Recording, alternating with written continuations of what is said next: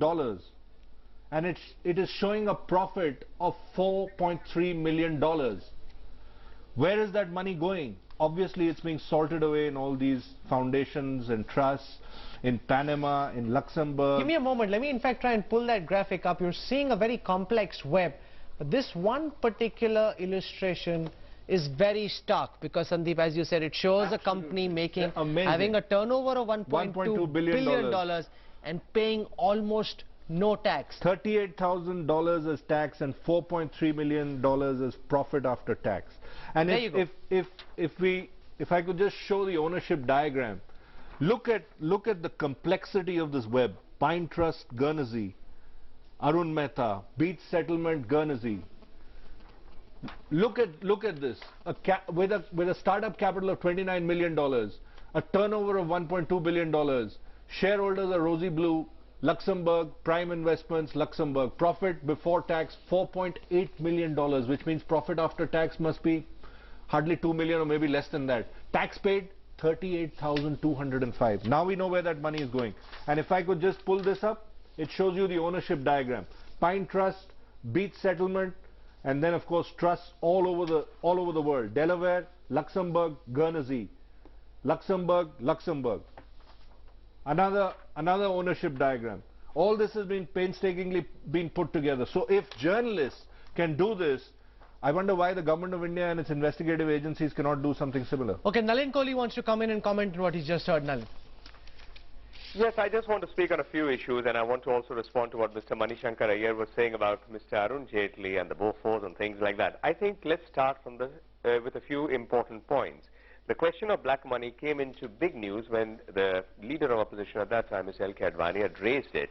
And in response to his letters, etc., when finally Dr. Manmohan Singh, our Mr. Clean Prime Minister, responded to it, he said within 100 days of the UPA coming into UPA to government, they would definitely solve this problem. 100 days are well past. We don't even know where we are heading.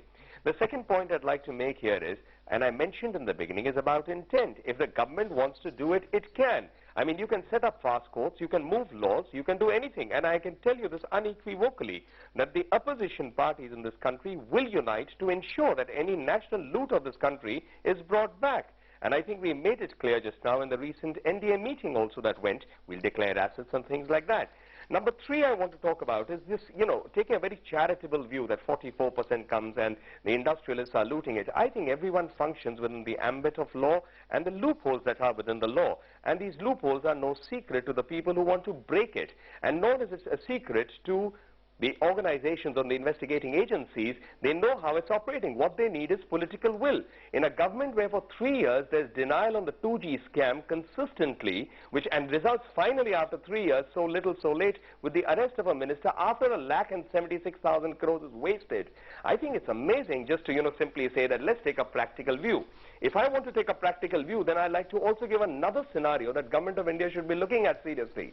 With Egypt and the Middle East and rising oil prices, with social spending, with a high inflation rate, you have a real risk of the fiscal deficit increasing. Now, if you are going to get access to money that is lying abroad, shouldn't you be running after it? The United States from one bank alone got $780 million as a fine. Besides, of course, recovering huge sums of money from citizens who were evading taxes. The question here is a superpower in the making, which the world is recognizing is not willing to even exercise that superpower or emerging superpower status and go out with a might and get the money back in national interest. To you. Just give me a moment. I'm coming back to you. In case you've just tuned in, this is Headlines Today, breaking news. We've got the list of the people who own secret bank accounts with the Liechtenstein Bank. Headlines Today has learned reliably that the Kochi owners, the owners of the Kochi IPL franchise, are among the people who are named in that list. Ravi Shankar Prasad, chief spokesperson of the BJP, general secretary of the party, now joins us. He's been talking very passionately about the issue of black money, demanding that the government take action.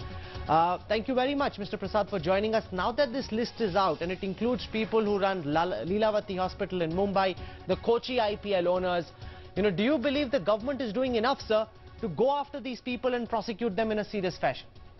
You see, my first question from the government is this. If the list is there, will the government say in clear terms, are they simple investors having bank account abroad, or they are the parking lot people. They are the fruits of crime money, slush money, kickbacks, or some kind of drug money, or these foundations, etc. front, or are genuine owners. That's the first thing. It is very important for the government to explain very clearly and categorically that there are two types of people. One are genuine taxpayers who are having accounts abroad. Others are fronts or people who run racket, money laundering, etc. Those categories. The government is maintaining a conspicuous silence. Our information shows that this tax evasion is hardly 10% of this whole exchange of money laundering all over the world in various Swiss bank and other foreign accounts, and rest is slush money. The government hasn't said a word at all. We would like the government to be upfront. This conspicuous silence of the government is baffling, and the government is only insisting upon the double taxation treaty. What about the tax exchange information treaty? And the Swiss government, as you may know, you have shown it, has clearly declared that the government of India is not prosecuting the entire matter honestly with specific details. Manish Shankar Iyer on this show, Mr. Prasad, has said that the BJP is making a big hullabaloo about this list. Pranab Mukherjee, the finance minister, is on record saying the governments and agencies are investigating these people. Let's not make it into a big suspense story, a big mystery. When the prosecution is over, according to the results of that investigation, the names will be made public. Why are we trying to indulge in this lynch and mob mentality? The reply is very simple. What about Hassan Ali? Who is this Hassan Ali? The enforcement director told the Supreme Court that he owes a tax liability of 76,000 crores. How a man running horses certainly deposits $8 billion in a Swiss account, which is suddenly withdrawn. 1 billion is 100 million. 1 million is 10 lakh. You can understand how this money was generated. The discovery part and the name part is the second part. Is the government not obliged to disclose it? Should I say that enforcement directorate itself has written to the Swiss authorities that all this was money laundering money, and suddenly the entire trail was stopped at whose instance, and the money was allowed to be withdrawn? Therefore, now we have the authority of the Swiss government. It is not witch hunting. Its specific details have been given, and the government has not taken on the lead because this government has a lot to hide. That's the problem. You're saying the government has a lot to hide. Ravi Shankar Prasad, for joining us on the show and giving us your initial reaction. Thank you very much. Clearly, Sandeep, the government has a lot to answer for.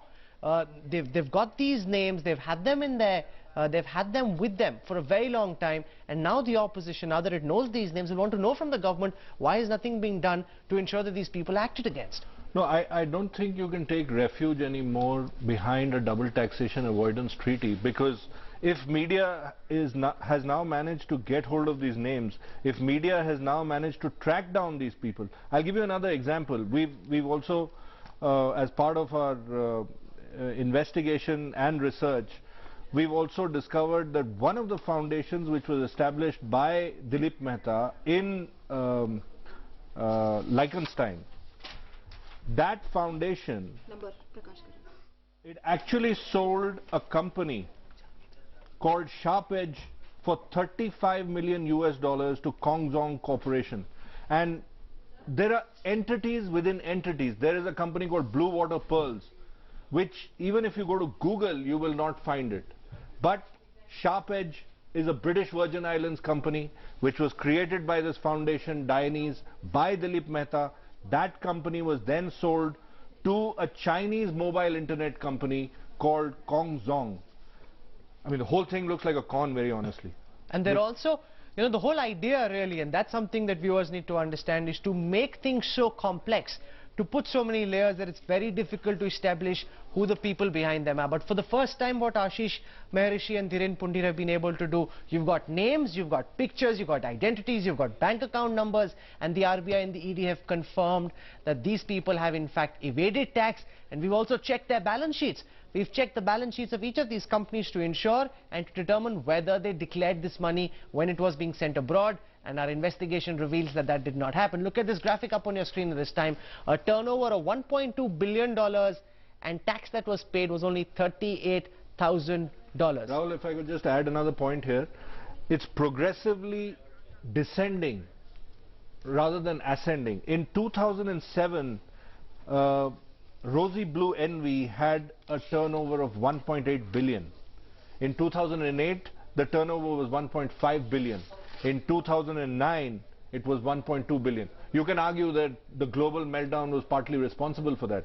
But the reality of profit before tax being 1 million, 25 million and 4.8 million for the years 7, 8 and 9, and tax paid of $223,000 in 2007, zero in 2008 when the turnover was 1.5 billion, and 38,000, a meager $38,205 in 2009 when the turnover was 1.2 billion, only tells you where the money has been sorted away. Okay, I also want to go across to Mr. Vipin Malik and get his professional assessment, Mr. Malik. We just heard the government argue, we've been hearing them say so for the last several weeks, that we are doing what we can.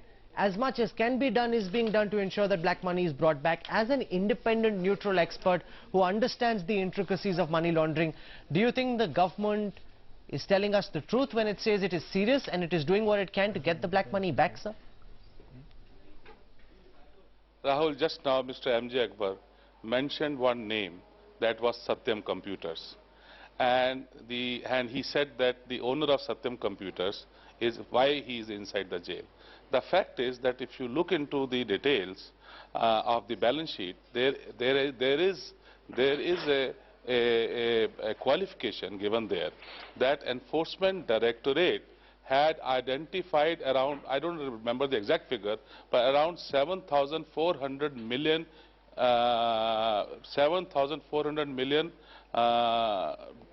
rupees or dollars. I'm not able to recollect correctly, as a inward money to his companies. Now that is where there's a stop in that auditor's report.